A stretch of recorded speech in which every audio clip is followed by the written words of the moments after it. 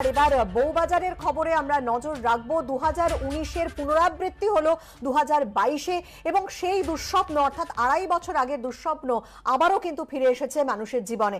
বউবাজারের Durga পিটুরি lane আপনারা এই কদিনে দেখেই ফেলেছেন যে সেখানে একাধিক বাড়িতে আবারও ফাটল ধরেছে ইস্ট ওয়েস্ট মেট্রোর কাজের জন্য এবং সেই মানুষগুলো এই সমস্ত বাড়ির বাসিন্দাদেরকে কিন্তু অন্যত্র সরানো হয়েছে। আর এবার যেটা বলা হচ্ছে যে ক্ষতিগ্রস্ত বেশ কিছু বাড়িকে কিন্তু ভেঙে ফেলতে হবে। দুটি বাড়ি আংশিক ভাঙার কাজ শুরু হবে। কেএমআরসিএল সূত্রে খবর, আংশিক ভাঙার পর যদি দেখা যায় বাড়ির বাকি অংশ নিরাপদ তাহলে সেই অংশটি আর ভাঙা হবে না, কিন্তু যদি দেখা যায় বাকি অংশ বিপজ্জনক তাহলে পুরো বাড়িটাই ভেঙে ফেলা হবে। দোলাচলের মধ্যে কিন্তু রয়েছেন বাসিন্দারা। আমরা কথা বলবো আমাদের প্রতিনিধি অরিত্রিক ভট্টাচার্যের সঙ্গে। সরাসরি চলে যাচ্ছি অরিত্রিকের কাছে। অরিত্রিক, গত কয়েকদিন ধরেই বাসিন্দাদের ক্ষোভ, তাদের দুঃখ দুর্দশার বর্ণনা আমরা দেখছি এবং কান্নায় ভেঙে পড়ছেন তারা। সত্যি তো বারবার তাদের এভাবে বাড়ি ছাড়া হতে হচ্ছে এবং সব থেকে বড় কথা কেএমআরসিএল এর তরফ থেকে যেটা বলা হচ্ছে যে দুটি বাড়ি ভাঙা হবে। দুটি বাড়ি কি ভাঙা হবে নাকি তার চেয়ে বেশি সংখ্যায় বাড়ি ভাঙা হবে, আংশিক ভাঙা হবে নাকি পুরোটাই ভাঙা হবে, সবকিছুই কিন্তু একটা ধোঁয়াশার মধ্যে। তুমি রয়েছো ঘটনাস্থলে, কি জানতে পারছো?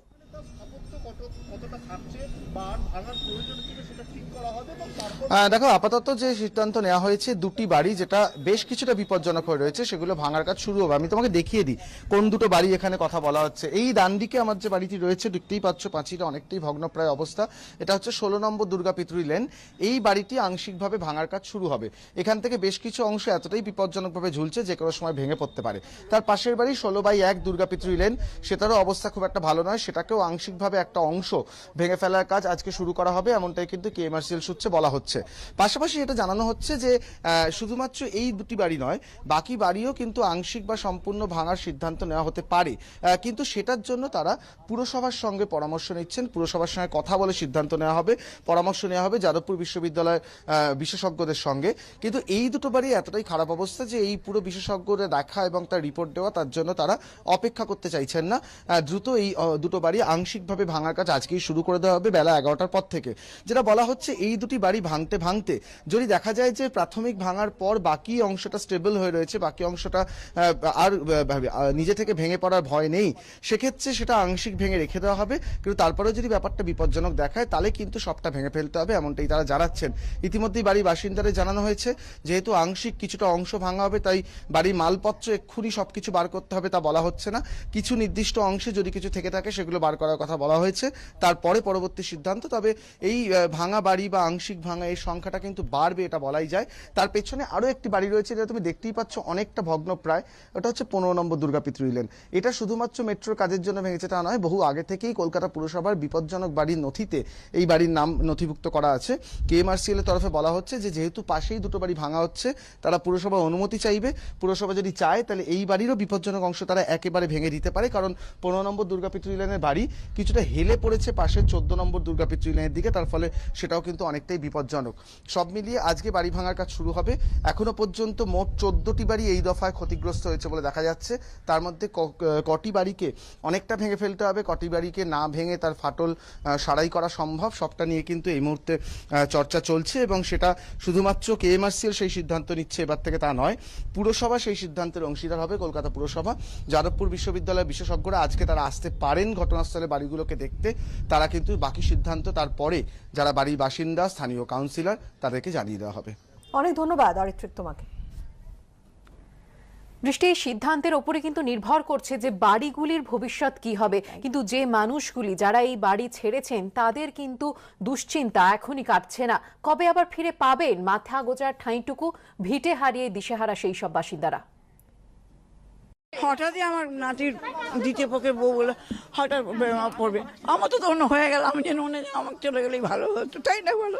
रहने के लिए मेरे पास कोई जगह नहीं है, कोई रेंट हाउस भी नहीं है मेरे पास रहने के लिए। এতদিনের আশ্রয়, ইট কাঠ সিমেন্টের আস্তরণে গাঁথা সুখ দুঃখের মুহূর্ত,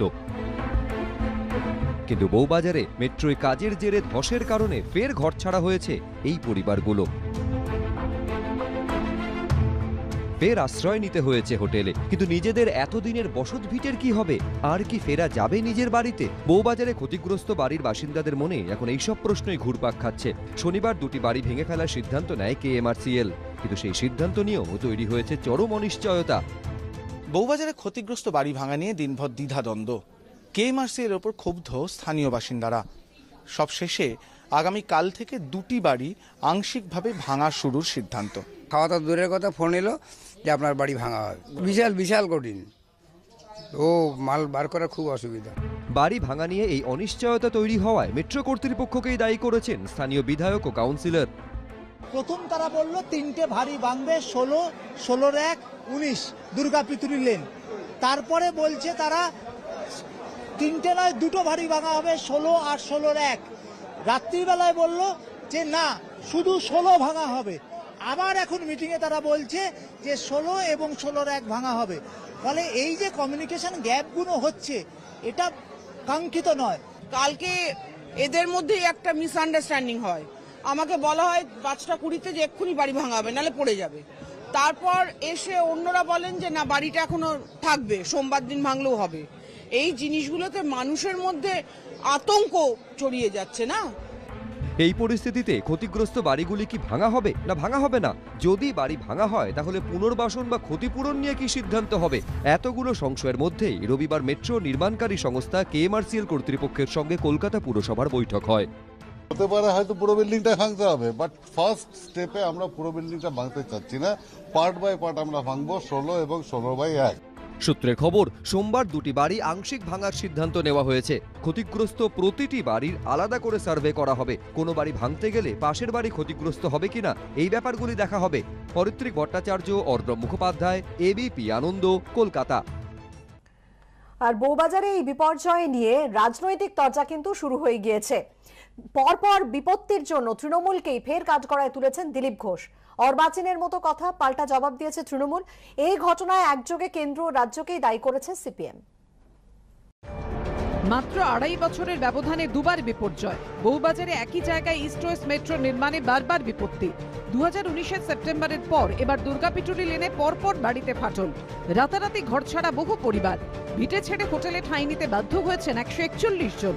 এই পরিস্থিতিতে একটাই প্রশ্ন সকলের মনে ঘুরপাক খাচ্ছে, কেন বারবার একই জায়গায় ঘটছে বিপত্তি? এই বিপত্তির দায় কার? রুট বদলের জেরেই কি বারবার বিপর্যয়? ইস্ট ওয়েস্ট মেট্রোর জন্য প্রাথমিকভাবে যে রুট নির্ধারিত হয়, সেখানে বিবি গাঙ্গুলি স্ট্রিটের নিচ দিয়ে সরাসরি শিয়ালদা ও লালদিঘিকে জোড়বার কথা ছিল। 2008-এর 27শে অক্টোবর সল্টলেক সেক্টর 5 থেকে শিয়ালদা, বউবাজার, লালদিঘি হয়ে হাওড়া ময়দান পর্যন্ত প্রস্তাবিত সেই রুট অনুমোদন পায়। কিন্তু সেন্ট্রালের কাছে নতুন স্টেশন করা নিয়ে জমিজট তৈরি হয়। 2012 সাল থেকে কেন্দ্র ও রাজ্যের মধ্যে এই নিয়ে চিঠি চাপাটি চলে। এরই মধ্যে সেক্টর 5 থেকে শিয়ালদা অবধি হয়ে মেট্রোর কাজ থমকে যায়। 2014 সালের পরে মেট্রো রুট পরিবর্তনের সিদ্ধান্ত গৃহীত হয়। লালদিঘি থেকে এসপ্ল্যানেডে নিয়ে যাওয়া হয় মেট্রোর সুড়ঙ্গ। সেখান থেকে সুবোধ মল্লিক স্কোয়ার হয়ে বিবি গাঙ্গুলি স্ট্রিট। এই প্রেক্ষাপটে মেট্রো বিপর্যয়ের জন্য রবিবারও রাজ্যের ঘাড়ি পুরোপুরি দায় চাপিয়েছে বিজেপি। মেয়রকে আগে দোষ স্বীকার করতে, ওনার নেত্রী এই মেট্রো লাইনকে ঘুরিয়েছেন অপরিকল্পিতভাবে। তার ফলে বারবার ওখানে সমস্যা হচ্ছে, কোথায় অন্য কোথাও হয়নি কেন? গায়ের জোরে রাজনীতি করতে গিয়ে সমস্ত কিছুকে উল্টোপাল্টা করে দেবেন, আর সাধারণ মানুষকে তার জন্য ভুগতে হচ্ছে। ওনাদের আগে ক্ষমা চাওয়া উচিত লোকের কাছে।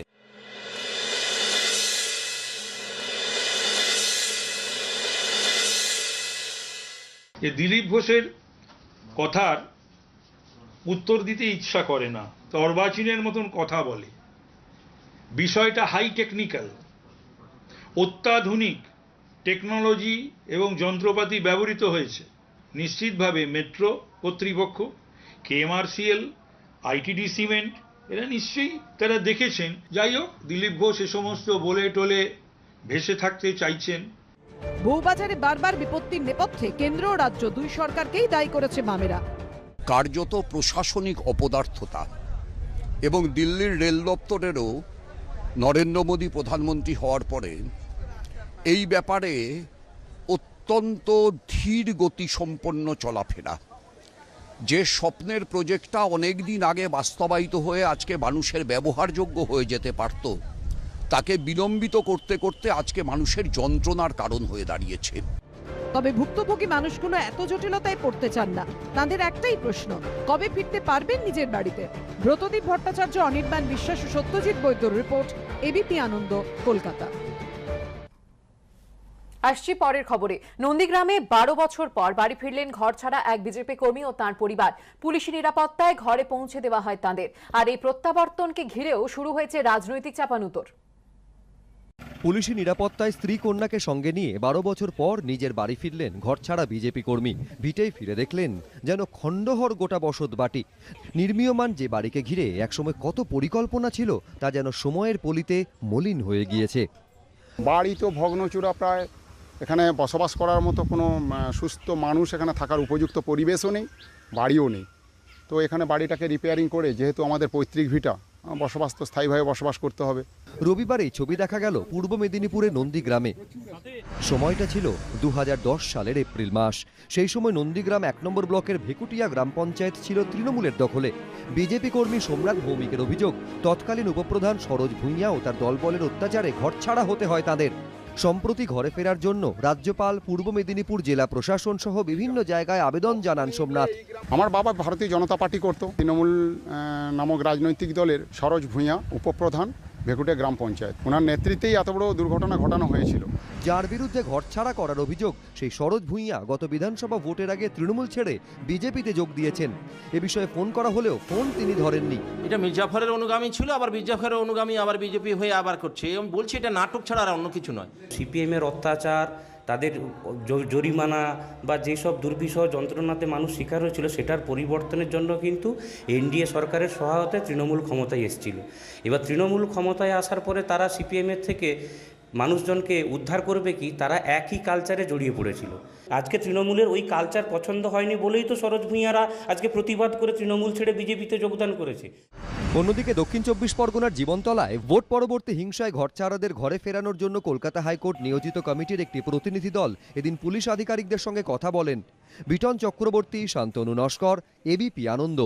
দলীয় মঞ্চ থেকে কেন্দ্রীয় এজেন্সি নিয়ে বিজেপিকে তোপ দাগলেন বোলপুরের তৃণমূল বিধায়ক ও মন্ত্রী চন্দ্রনাথ সিনহা।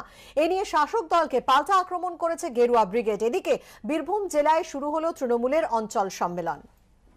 তারা আমাদের পেছনে সিবিআই ইডি লাগিয়ে দেয়, আমরা নাকি চোর, আর তারা বড় বড় ডাকাত ওখানে বসে আছে দিল্লিতে বুকে, কোটি কোটি টাকা চুরি করছে। তাই বলি আপনাদেরও সাবধান থাকতে হবে। কয়লা, গরু পাচার সহ একাধিক মামলার তদন্ত করছে সিবিআই। এই প্রেক্ষাপটে কেন্দ্রীয় সংস্থা নিয়ে বিজেপিকে চাঁচাছোলা ভাষায় আক্রমণ শানালেন বোলপুরের তৃণমূল বিধায়ক ও মন্ত্রী চন্দ্রনাথ সিনহা। বোলপুরের কসবায় বাঁধ নবগ্রাম হাইস্কুল মাঠে দলের অঞ্চল সম্মেলনের মঞ্চ থেকে এমনই মন্তব্য করেন তিনি। পরে এই ইস্যুতে ফের গেরুয়া ব্রিগেডকে তুলোধনা করেন মন্ত্রী। কেন্দ্রীয় সরকার সিবিআই ইডিকে লাগিয়ে রাখছে তৃণমূল কংগ্রেসের নেতৃত্বতে ব্যতিব্যস্ত করে। সিবিআই তো দেবেই, সিবিআই লাগবে। সিবিআইয়ের প্রতি অত বিরক্ত, অত অবজেকশন কেন? তারা জানে এই একটা সংস্থা, এই একটা শক্তি যে আমাদের চোর ডাকাতের পোলটাকে খুলতে পারবে। সেই জন্য সিবিআইয়ের উপর তাদের আস্থাও নেই, ভরসাও নেই, ভয়। এবং দেখুন এরপরও আর কি হয়। সামনের বছর পঞ্চায়েত ভোটকে পাখির চোখ করে প্রস্তুতি শুরু করেছে তৃণমূল। সেই মতো সাংগঠনিক স্তরে চলছে সম্মেলন। রবিবার কসবা অঞ্চল থেকে বীরভূম জেলায় শাসক দলের অঞ্চল সম্মেলন শুরু হয়েছে। এলাকায় উন্নয়নমূলক কাজের খতিয়ান লিপিবদ্ধ করতে এদিন দলের তরফে প্রত্যেক বুথ সভাপতিকে খাতা দেওয়া হয়। পুজোর সময় জামা কাপড় দিল, কলাই দিল, কাজের জন্য 100 দিনের কাজের। তারপরে কারোর কোনো সমস্যা হলে হয়তো কারোর সাথে হয় নাই, বা ঢালাই রাস্তা, এইসব মানে ড্রেন, তারপরে রেজুলেশনের জন্য এটাই করা হয়। প্রতিবার দলীয় সম্মেলনে উপস্থিত থাকেন বীরভূমের জেলা তৃণমূল সভাপতি অনুব্রত মণ্ডল, কিন্তু এবার অসুস্থতার কারণে অনুপস্থিত তিনি। তবে শাসক নেতৃত্বের দাবি, অনুব্রতর দেখানো পথেই হচ্ছে সম্মেলন।